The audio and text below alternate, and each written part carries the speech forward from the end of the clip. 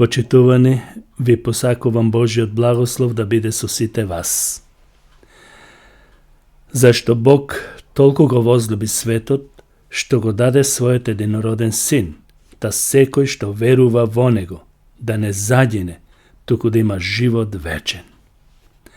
Христијанинот, кој што е наново роден, кој што го има Светиот Дух и кој што е ново создание во Христос, има 7 основни причини за кои треба да го слави Бог и да му биде благодарен.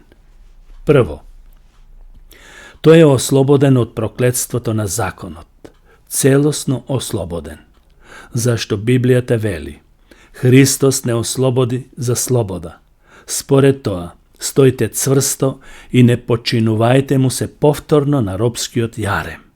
Овде робскиот јарем подразбира се вкупниот закон кој што беше против човекот во смисла што не можеше да го исполни во ниеден случај. Тоа е запишено во Галатјаните 5 глава, 1 стих.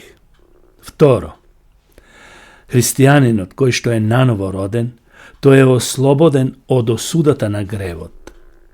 Библијата вели: и така, сега нема осудување за оние кои се во Исуса Христа и живеат, или во други преводи, и одат не по телото, туку по духот, зашто законот на духот на животот во Исуса Христа ме ослободи од законот на гревот и на смртта. Зашто тоа што му беше невозможно на законот, зашто беше слаб заради телото, Бог го изврши, испраќајќи го заради гревот својот син во обличе слично на грешното тело, и поради грев го осуди гревот во телото. Тоа го пишува апостол Павле во Римјаните 8 глава од 1 до 3 стих, што значи тоа што ние не можевме да го направиме заради слабоста на нашето тело, бидејќи е грешно подложено на робство, на смрт, тоа го направи Бог во Исуса Христа, кој што е безгрешен, кој што се роди од Светиот Дух и го исполни законот наместо нас. Трето, нашата благодарност како христијани треба да биде тоа што ние сме ослободени од робството на гревот. Затоа апостолот Павле во 6 глава од Римјаните вели: па така, ослободени од гревот, станавте слуги на правдата, зашто кога бевте робови на гревот, бевте слободни од правдата. Четврто, христијанинот е ослободен од злото на овој свет. Зошто?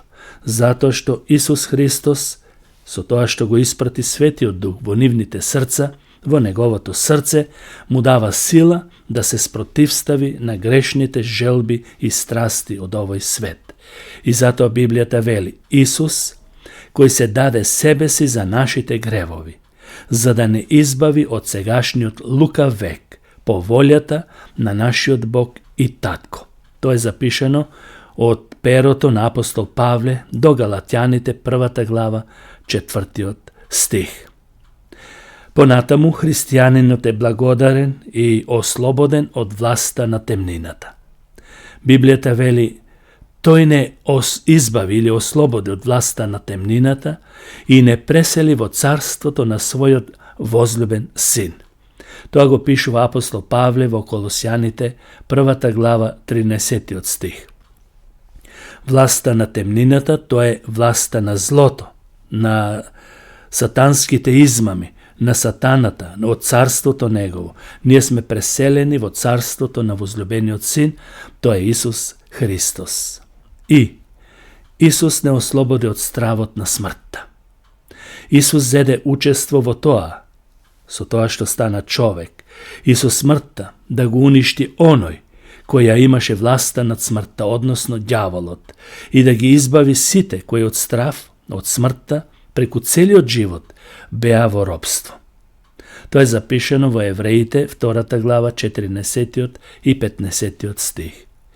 И христијанинот кој што е наново роден од вода и дух, кој што е ново создание, тој е ослободен од својата духовна смрт.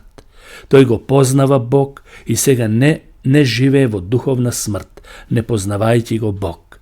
Zato apostol Pavle ќе рече во Галатјаните 2 глава 20 стих: Со Христос сум распнат на крстот и јас веќе не живеам, туку Христос живее во мене, а животот што сега го живеам во телото, го живеам преку верата во Божиот Син, кој ме возлюби и се предаде себе си за мене.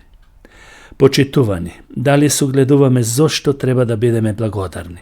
Како прво, секој христијанин наново роден е ослободен од проклетството на законот. Второ, тој е ослободен од осудата на гревот. Тој е ослободен од робството на гревот. Тој е ослободен од власта на темнината. Тој е ослободен од духовната смрт. Тој е ослободен од стравот на смртта. Да, зашто Бог толку го возлюби светот, што го даде својот единороден Син, да секој што верува во Него да не загине, туку да има живот вечен. Амин.